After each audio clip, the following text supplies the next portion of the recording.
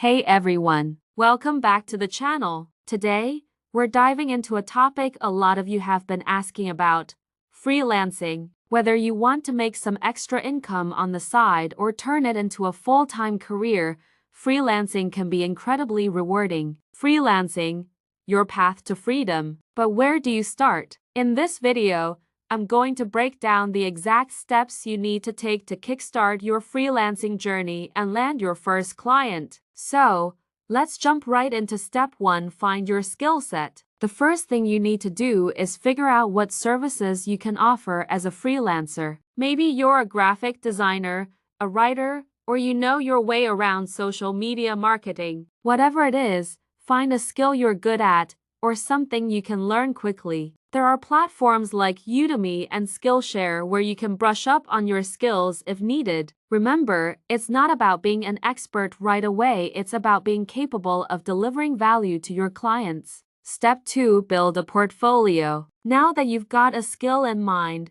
it's time to showcase it. Build a simple portfolio. Don't worry if you don't have paying clients yet. You can create mock projects or offer to do work for friends and family to build up a small portfolio. Your portfolio doesn't have to be fancy, it just needs to show that you can deliver quality work. Make sure to include a brief description of each project and what value you brought to the table. Step 3: choose a freelancing platform. Next, you'll want to pick a freelancing platform to find clients. Some of the most popular platforms include Upwork, Fiverr, Freelancer, and Toptal. These platforms connect freelancers with businesses that need their services. Each platform has its pros and cons. For example, Fiverr is great for beginners with smaller projects, while Upwork offers more long-term opportunities. Pick the one that best suits your skill set and goals. Step 4: set your rates and apply for jobs.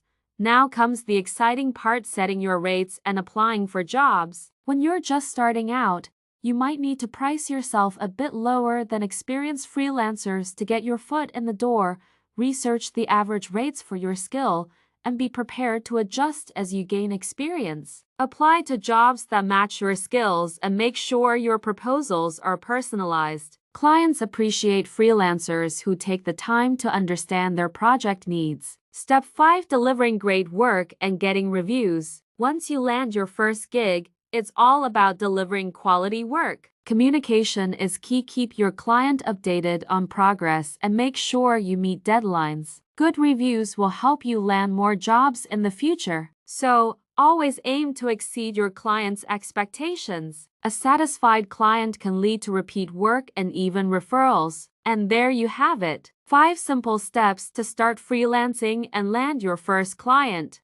Freelancing gives you the flexibility to work on your terms, so why not give it a shot? If you found this video helpful, don't forget to hit the like button, subscribe, and turn on the notification bell so you don't miss any future content. Thanks for watching, and I'll see you in the next video.